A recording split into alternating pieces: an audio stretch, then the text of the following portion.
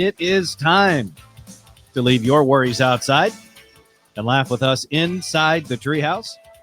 I'm Dan O'Malley, along with Trey Trenholm and Raj Sharma. Happy Tuesday to you, gentlemen. The week before Christmas, it is December 17th, 2024. I'm telling you now, we are going to have jam-packed shows up until we take our mini Christmas break. I didn't want to talk about it yesterday because I wanted to wait to get a little more information in my body. But now that I've done a little bit of reading, a little bit of watching, and a fair amount of listening, I'm left with one question as we head into the holidays. And that is, are we getting aliens for Christmas? And of all the places on this planet, could they pick a worse one to start their infiltration of our planet than New Jersey? I mean, that's a lot of drones. And no one really seems to be saying, hey, those drones are mine. So we're all kind of like, They could pick a worse place. all right, what would be a worse place Oh, for an come alien on. invasion than New Jersey? What's a worse place than New Jersey? Florida. Mm-hmm. Tampa. The Keys. Florida's got some nice During a spots. swingers convention. like having a key party in the Keys. Yeah. The aliens just show up, got their keys ready to go. And you really thought all that tentacle porn was homegrown? Ha! No, this really is ridiculous. All weekend and into the beginning of this week, talk about all the drones over New Jersey. And there's a lot. I'm trying to piece together all these different news stories and articles and packages and things. And even Joe Rogan's freaking out. So if Joe Rogan's freaking out about something, that gets even more attention. But I did think it was pretty interesting that the governor of New Jersey basically said, all right, come on, people. we need to get this figured out. Well, and I think that's probably what's fueling all the conspiracy and speculation is no one's taking credit. And really the only thing you're getting from the other side is, don't worry about it. Which makes me worry about it. Yeah, exactly. Anytime the federal government tells you don't worry about something, that's the thing I'm worried about. Whenever they say there's nothing to see here, you know there's something there. Yeah. And then you get this year, you've had at least 2 congressional hearings that we're aware of that had former military and intelligence officials talking about UFOs, which are now known as UAPs, the existence of aliens, the fact that we have alien technology that we're using, and all these different things. And then you get all these freaky drones off the coast of New Jersey, and some of which I read about them, in addition to the fact that no one's claiming those drones as theirs. I've read that they apparently don't have any sort of a heat signature. They're larger than most like consumer drones. They're like 8 feet wide or something like that. So smaller, I guess, than military drones, but larger than consumer drones. They offer no heat signature. They did seem like, and they willingly came onto New Jersey land or over it. I'm really just at a loss at this point. You want to know why they're not flying over Texas? I got a good guess. Texas airspace is going to be a little more precarious than the airspace over Monmouth, New Jersey. Like, even if you flew over Austin. I don't know. Austin might be a safe bet.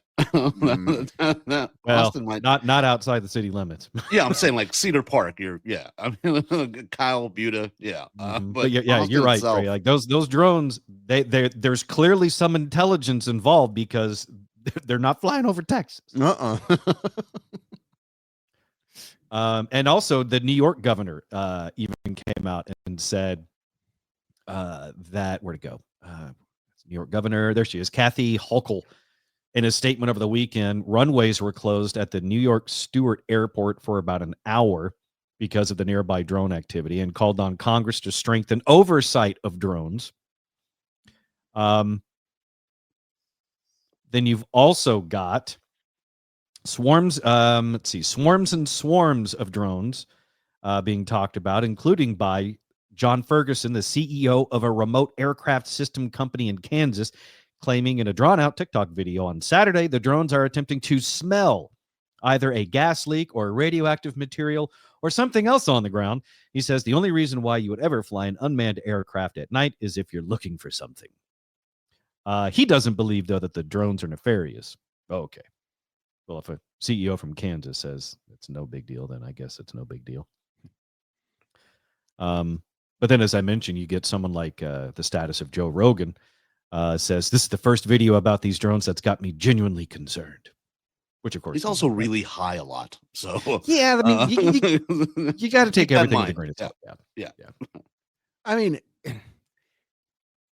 even if they're not if the military just come out, yeah, we're testing some stuff, it would put a lot of people's fears at ease. That okay, all right, fine. But it's the silence, or the Kevin Bacon Animal House. There's nothing to see here. That I think is just fueling the fire of conspiracy and concern. Yeah. You've got several lawmakers demanding the Biden administration do more about the sightings. Meanwhile, federal authorities have tried to reassure residents that the objects don't appear to be operating nefariously. The FBI and the Department of Homeland Security have said many sightings appear to be not drones at all. Extending these powers to New York State and our peers is essential. Until those powers are granted to state and local officials, the Biden administration must step in by directing additional federal law enforcement to New York and the surrounding region to ensure the safety of our critical infrastructure and our people. That's according to the New York governor. Then you've got Trump, soon-to-be President Trump, again, took to Truth Social to demand government give answers, saying, let the public know, and now otherwise shoot them down. Which, by the way, the FAA issued a temporary flight restriction prohibiting drones over Trump's golf course at Bedminster, New Jersey. So no drones over Trump. So you got lawmakers saying we need tighter regulations on the drones, but then you've also got military and intelligence officials going, well, we don't know whose they are. Well, they're not equipped with. Trey, you're right. If they would say nothing to see here, we're just testing some stuff, we'd be cool with it. We would stick our heads back in the sand and go back to Christmas shopping. Well, and there has been for a while now a call for the FAA to regulate some drones because it is kind of a free for all, even in airport space, which technically are no fly zones. Yep. You have drones all over the place. And so there have been calls for a little bit of regulation. But yeah, it's the either just the we don't know aspect that I think is just making everyone crazy. But are they equipped? Like, can they shoot stuff? Can they? I mean, like, what are people scared of with the drones? That they're just kind of hovering. It's freaking people out. Yeah. I mean, are they shooting stuff? No. Could they carry a payload? Yes. Okay. Yeah. And according to that, I think it's all the questions that people don't know that is right. the problem. Right. Yeah. And that's what happens when you have a lack of information and a lack of answers. People are going to fill in those blanks with their own thoughts and ideas. And as we know, we're a dangerous species to be left to our own devices. Yeah. Yeah. I mean, and then you had like some state, senator from New Jersey saying that, or it may have been a congressman saying that, they were from the Iranian mothership, and he used the term mothership. It's like, oh, all right, great. That's real helpful. yeah. You know what? Just say they're Santa's toy delivery drones. We'd all be fine with that. You're listening to The Treehouse.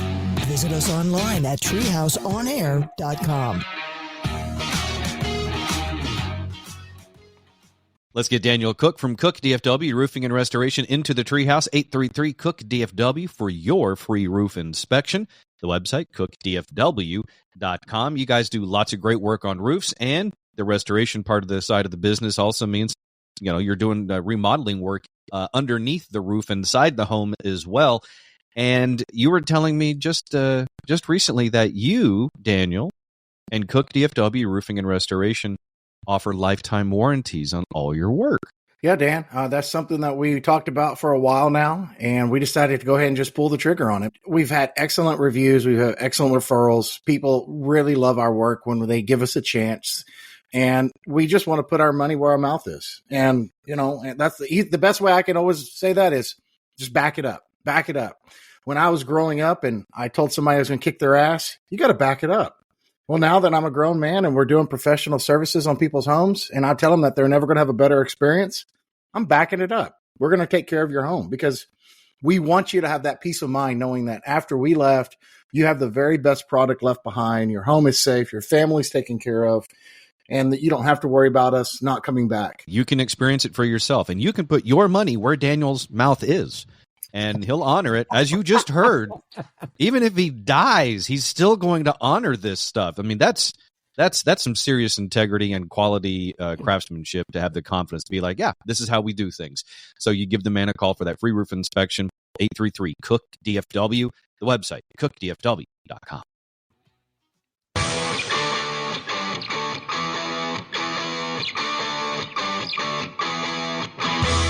You're listening to The Treehouse. Visit us online at treehouseonair.com. Don't forget, do not forget, tonight, the live show for our Ultimate Treehouse subscribers. So if you want to subscribe to Ultimate Treehouse, even deeper inside the Treehouse, go to patreon.com/treehouseonair. That's patreon.com/treehouseonair.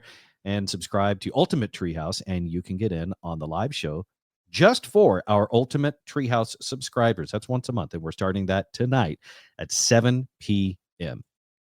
We are back inside the Treehouse now. Dan, that's me, along with Trey and Raj. Trey, what was it you brought up in the break there? I've already forgotten. If you have not seen it, the holiday movie Red One is a really good watch. Really? The Rock, Chris Evans. Yeah. I would like to take a quick moment to say, you, Trey, because we watched that over the weekend, and I intentionally did not tell you two about it because I thought if I did, you would judge me negatively for it. No, and here you are recommending the movie. I mean, we would maybe want you tested if you watch something good, but I watch lots of movies, and a lot of them are good. Sometimes I watch a bad movie, and sometimes the bad ones are just really memorable. And I thought, and Dan, now that I know you've seen it, in my opinion, the coolest version of Santa and the reindeer, the sleigh, everything that finally someone brought it into the 21st century, and it's really cool. I liked it because it was a completely different take on the whole Christmas and Santa genre.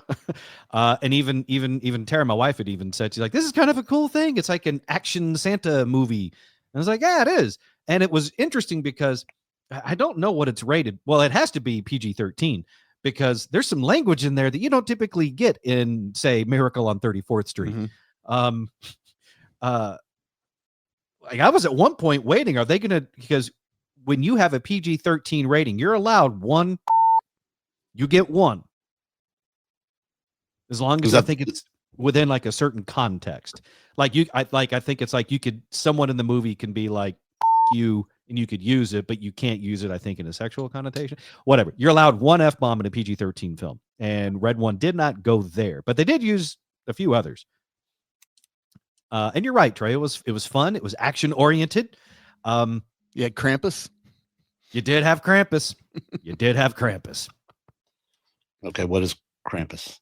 You know what Krampus is. Wait, were you not here when I told everybody about the Krampus Nacht? When we watched the videos, He may not have been. I think Raj was in his brown alert phase. Oh. So in where was it, Trey? Austria. In Austria, they have Krampus Nacht, Krampus night, which is either December 5th or the 6th, and they have a Krampus parade.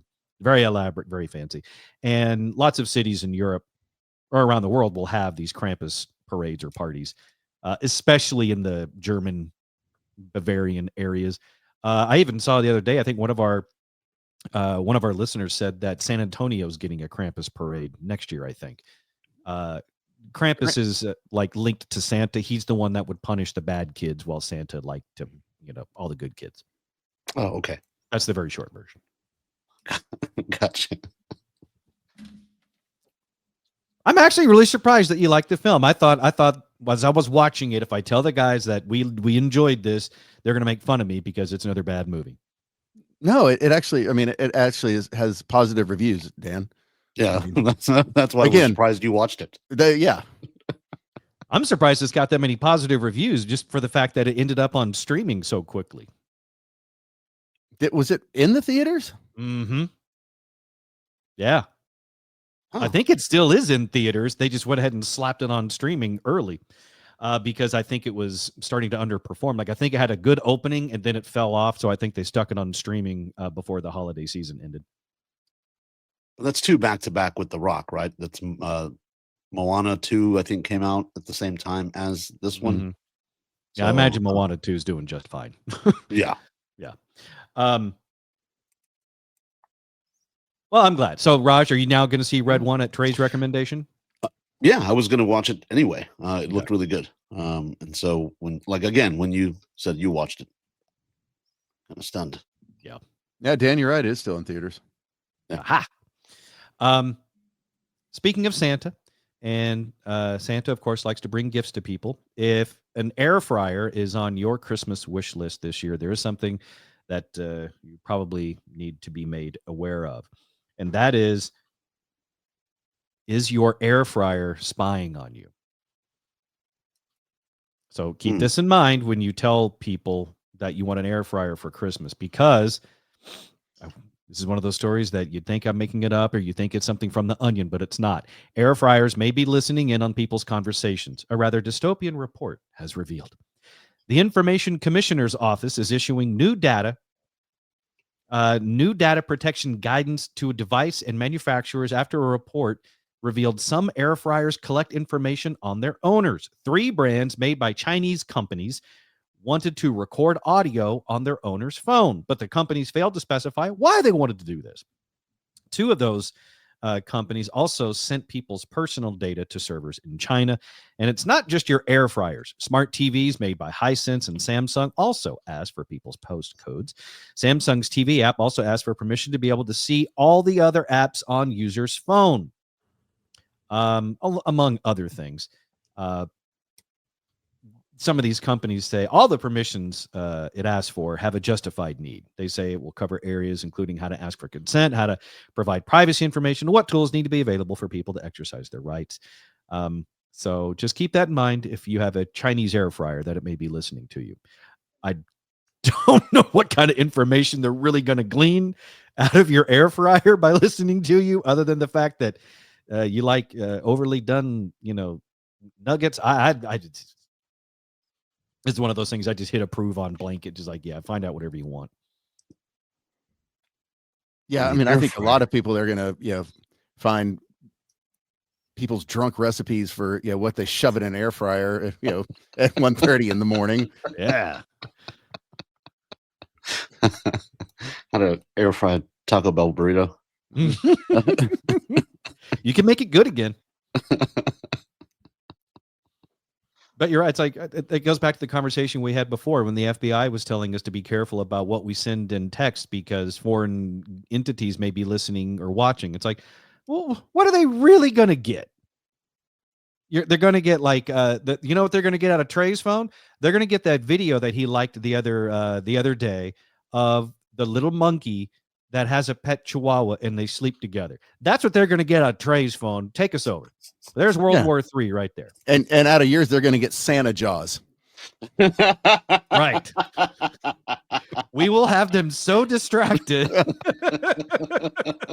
they won't be able to make war on us. You're welcome, we know everybody. which one drinks. You're in the Treehouse. Visit us online at treehouseonair.com.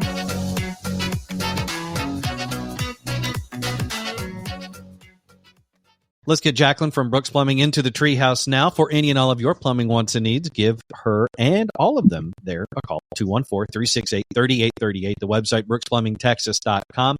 When I had my house in Dallas, Jacqueline, you came out a few times to help us with some issues, and your response time was phenomenal. And it wasn't just because it was me. It was because that's the kind of company you run. You go out of your way trying to help every client and try to get there as soon as you can. Well, I mean, the reality of it is that plumbing is unfortunately a need and not so much a want. Yes, you can want to remodel the bathroom and that's not pressing, but typically when it comes to service or leak investigations, et cetera, if you've got a stoppage on the main line and you don't know and you keep putting liquid or, waste into the drains, if it has nowhere to go, it will come back in the house. And at that point in time, it's no longer a want, it's a need. And that sort of thing can't wait. When you have those emergencies, you have got to figure out how to manage the crew so that you can have the best response time. That's right. And they'll show up and they'll do it quickly. Call Jacqueline from Brooks Plumbing for any and all of those plumbing wants and needs. 214-368-3838. And again, that website, brooksplumbingtexas.com.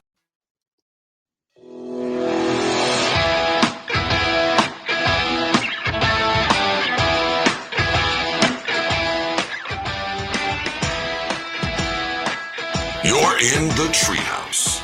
Visit us online at treehouseonair.com. You are in the Treehouse. I'm Dan, along with Trey and Raj. This segment also brought to you by Cook DFW Roofing it's actually brought to you by Brooks Plumbing. This segment brought to you by Brooks Plumbing. For any and all of your plumbing wants and needs, call Jacqueline at Brooks Plumbing, 214-368-3838, or the website, brooksplumbingtexas.com. Dan, Trey, and Raj with you here inside the Treehouse. Have you ever wanted to stab a strip club DJ? If so, yes. Prepare to meet your hero. A strip club DJ in Oregon is being treated in the hospital after one of the dancers randomly, don't know how true that is, stabbed him multiple times in the back. The DJ's name is Duncan Allen.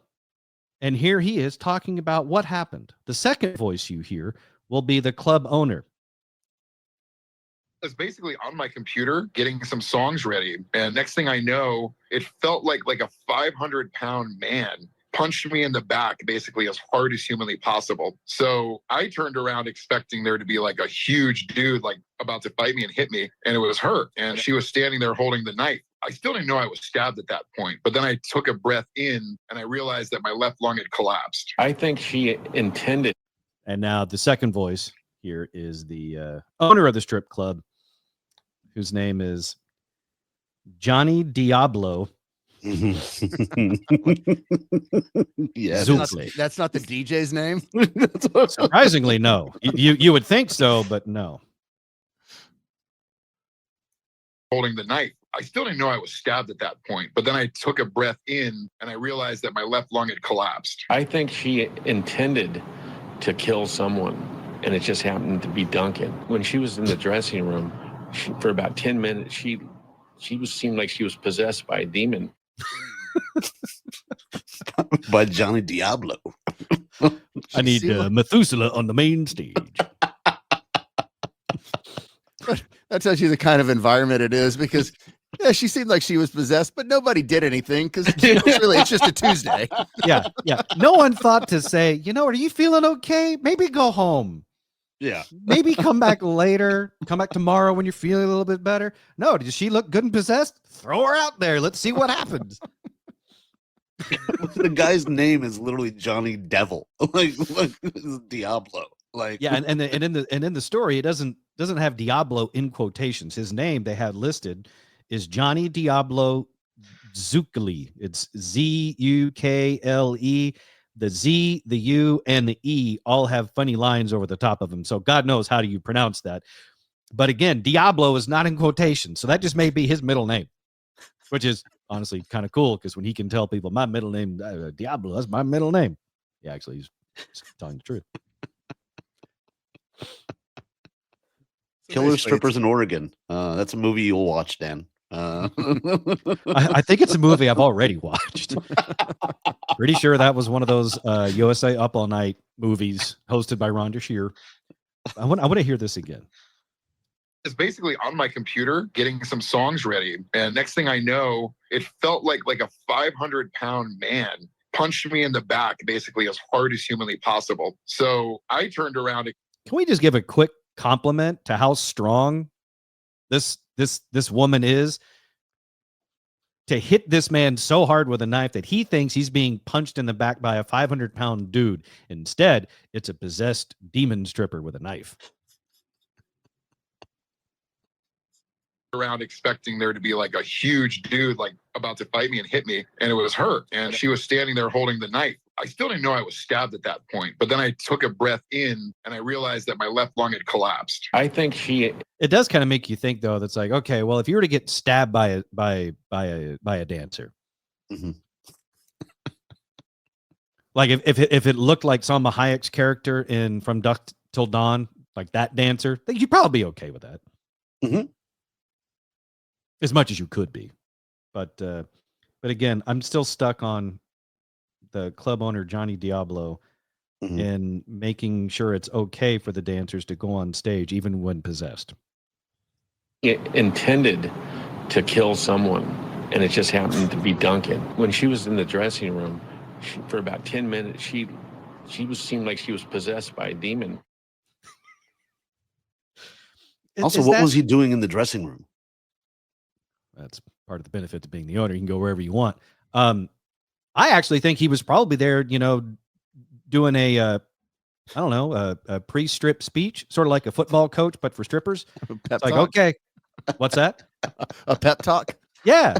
Sometimes you need a little pep talk before you go out on the main stage because you need something to little extra motivation. Maybe he walks in the room, he spreads the beads and says, "All right, who's feeling demonic tonight?"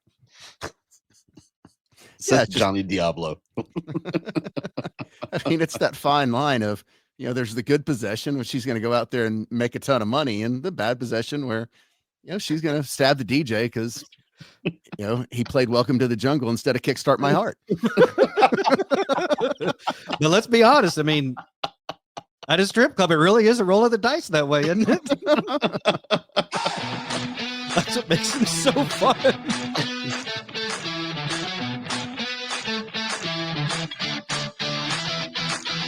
You're listening to The Treehouse.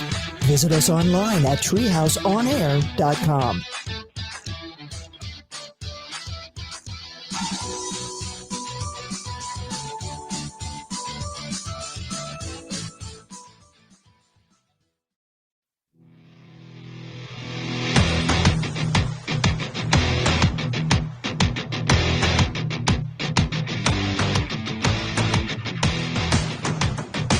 You're listening to The Treehouse. Visit us online at treehouseonair.com. This is The Treehouse.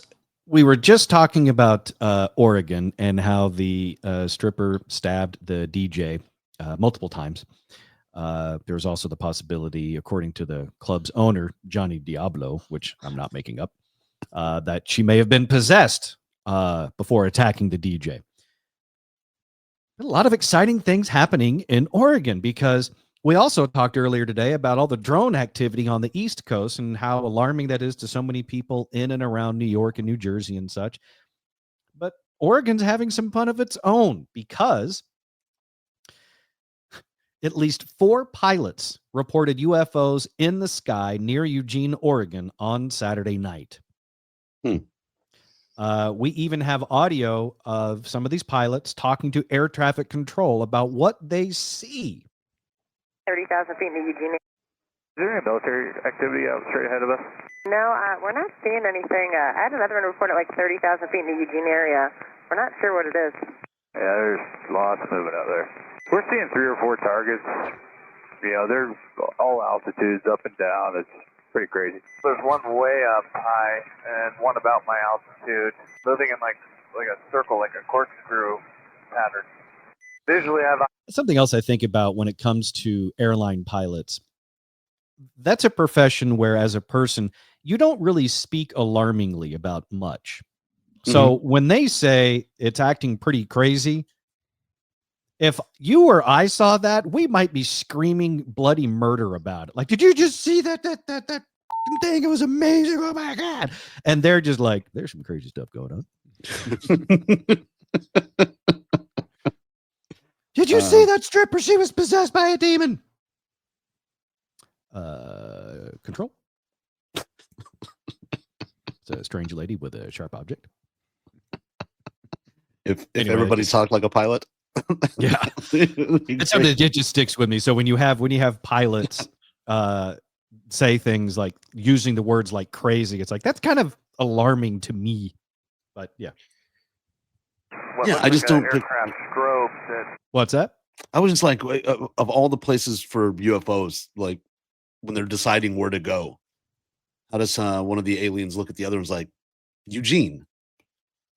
Well, the Pacific Northwest is very nice. I mean, look at it this way: the aliens in the Pacific Northwest definitely have a leg up on the ones that are hovering over New Jersey. And again, they're not coming to Texas because they know they're not going to get shot at.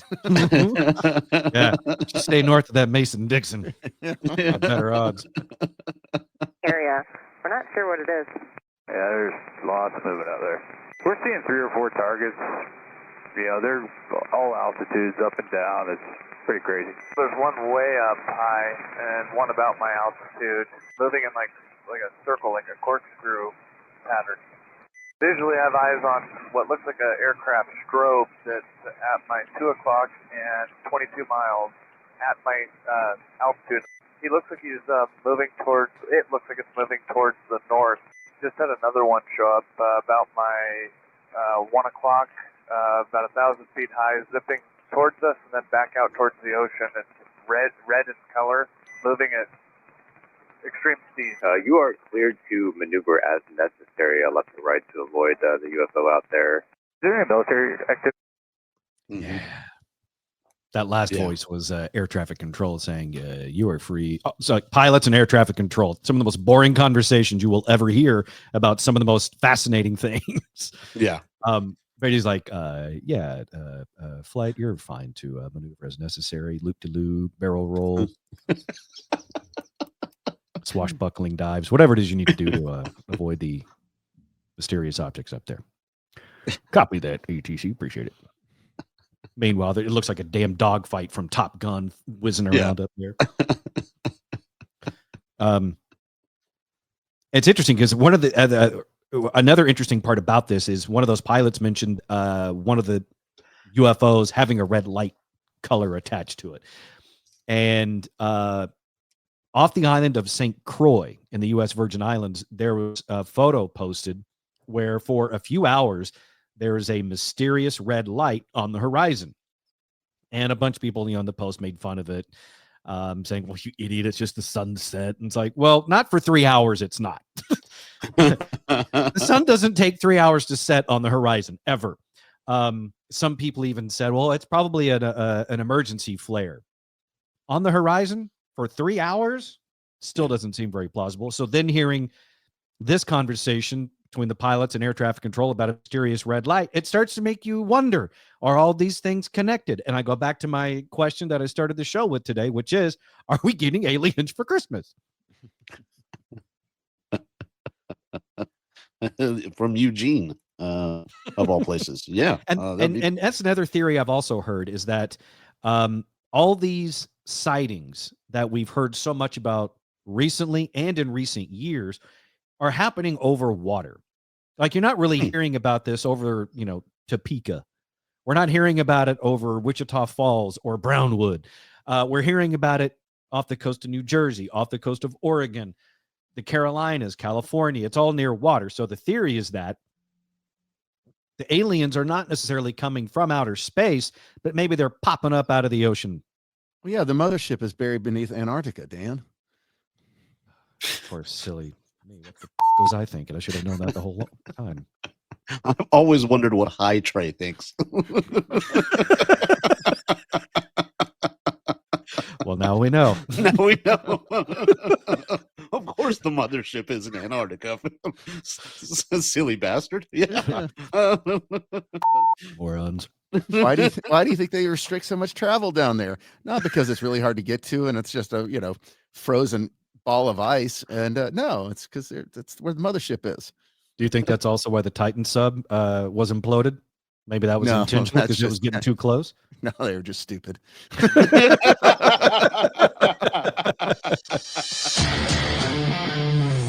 You're in the Treehouse. Visit us online at treehouseonair.com.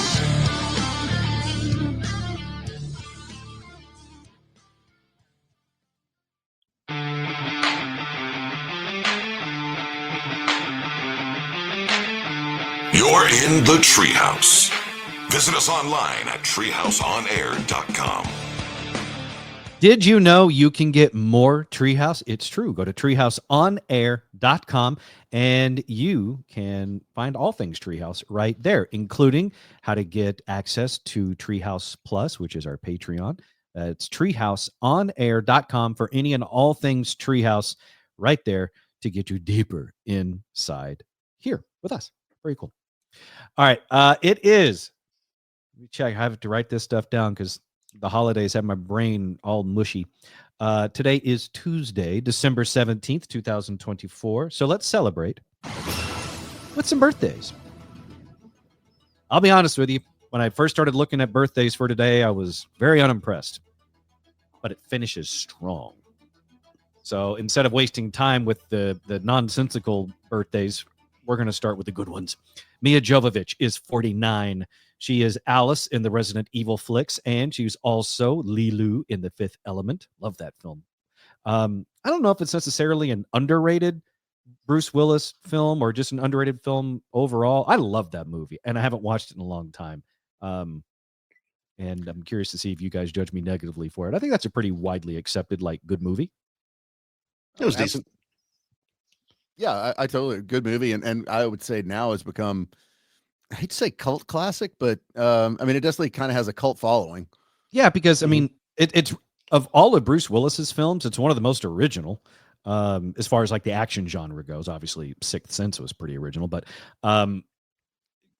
it's totally different, which is something people keep saying that they want more of these days. But then when the original movie hits a movie theater, no one goes to see it. But when The Rock comes out with a Christmas movie, by God, we line up. Or if there's another Marvel movie that's out, we'll line up for that. And then people still complain about, well, there's no good movies. Well, it's good we keep going to see the same ones. So anyway, Mia Jovovich is 49 today. In case you didn't know, part of the reason why she keeps getting all the Alice role in those Resident Evil films is because she's married to the director, I believe. Oh, okay. Good old-fashioned Hollywood nepotism wins every single time. Sarah Paulson from American Horror Story is 50. Giovanni Ribisi is 50 as well. He plays Phoebe's brother Frank on Friends. He's the guy running the Avatar program in the Avatar movies. He's con man Pete Murphy on Amazon's Sneaky Pete.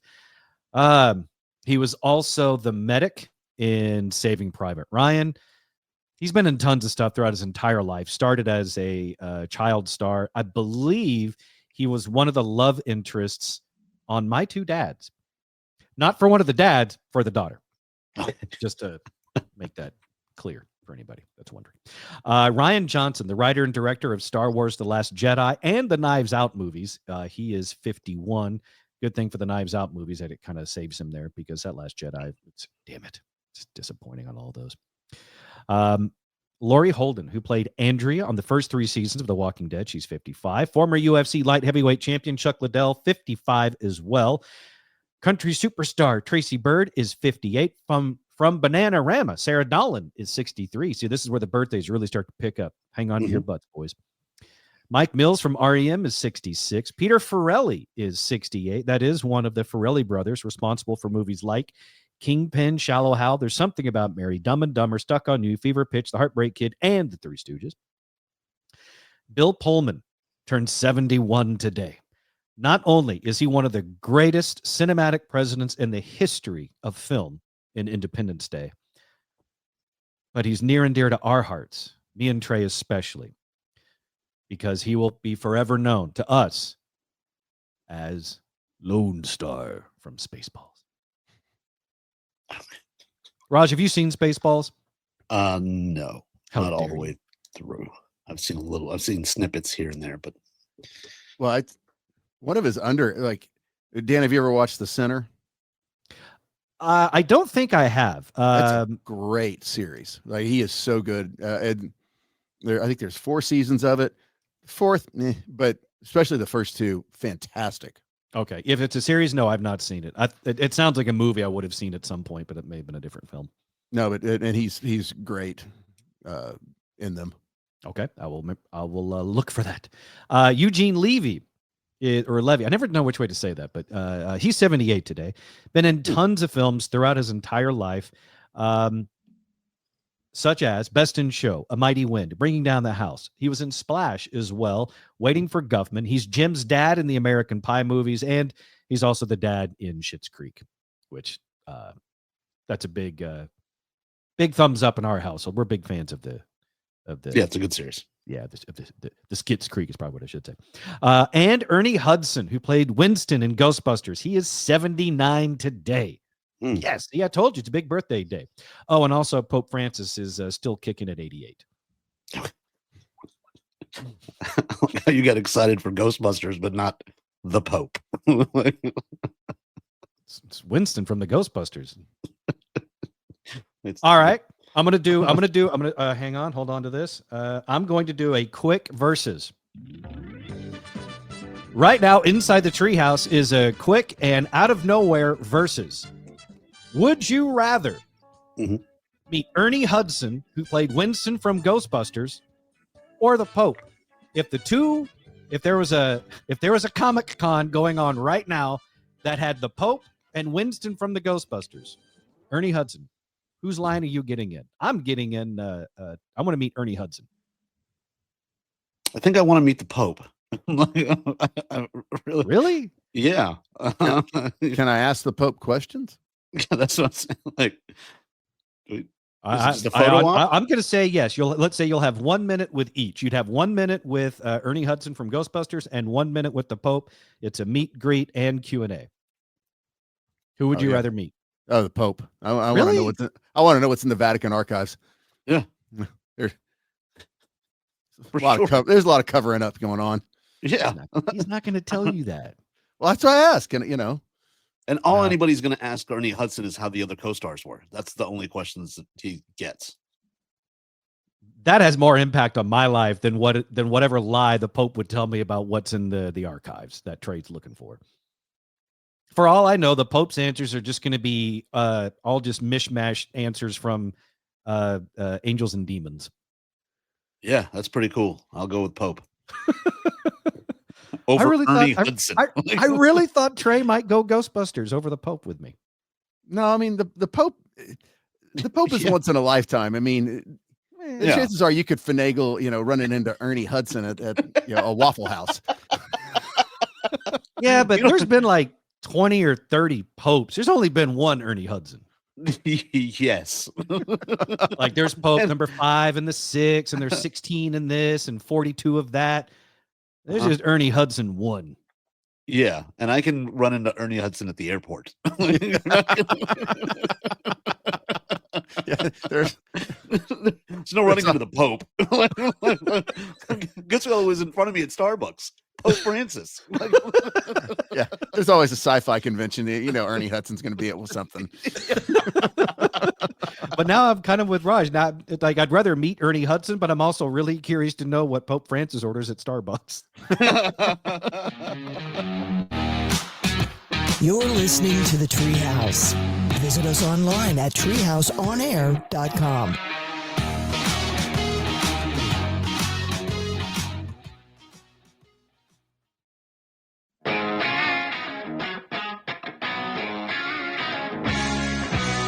You're in the Treehouse.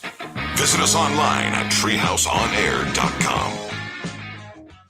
You can advertise right here inside the Treehouse. Just shoot us an email, treehouseonair@gmail.com. Sponsorship opportunities are available right here inside the Treehouse. Again, just shoot us an email, treehouseonair@gmail.com. Back inside the Treehouse now. One last little bit to throw at you here before we close up for the day. And that is, have you ever been so drunk at the company Christmas party that you started a fight and got arrested? Nope. Oh, there's also one other layer to this question. Is your work company, do you work for Buckingham Palace? It really kind of feels like one of those that there's only one person that's ever going to be able to answer yes to that question. Yeah. A Buckingham Palace maid was arrested after a Christmas party at a London bar. The unidentified 24-year-old was accused of criminal damage and being drunk and disorderly. According to police, she smashed glasses and assaulted a bartender. Palace officials also say they are investigating the matter. The woman was released the day after being taken into custody, and Buckingham Palace says the party was an informal gathering and not an official palace Christmas event. But that really is like one of those things that I guess you can't technically put it on your resume, but it will be on your rap sheet, and that would be fridge worthy, I would say. Mm-hmm. Yeah. Buckingham Palace maid arrested after drunken brawl at work Christmas party. Yeah. I like you hate it when the king gets all mouthy. Those bleeping kids. Shut up, Harry. Don't get her started on Megan. Oh, Megan.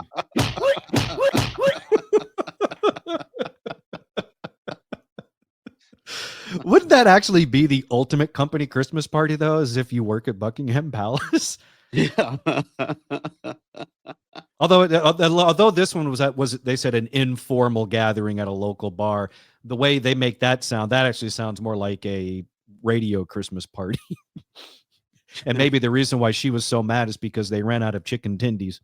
I just know, how do you order a drink? Go up to the bar and he's like, yeah, so put this on Charles. Like Charles who? Like King. That Charles. As she looks back over, like, cool with you, Chuck? He's just got a black eye and a busted lip. Ooh, it's fine. Maids get angry when they drink.